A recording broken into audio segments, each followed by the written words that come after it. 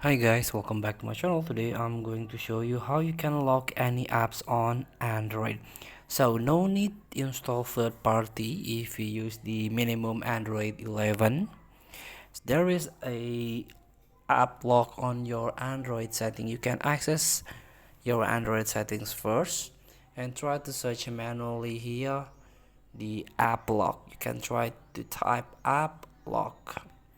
Here we go. This is the app lock. So in order to use this app lock, you have to enter your privacy password first. Here you can try to turn on your password or change your password first.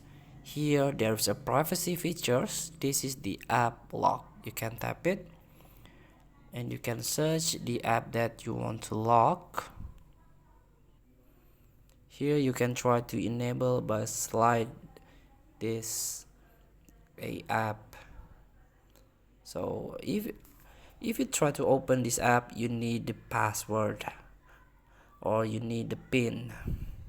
Feel free to try. Thank you for watching. Don't forget to comment, like, and subscribe, and click the button below. See you in the next video.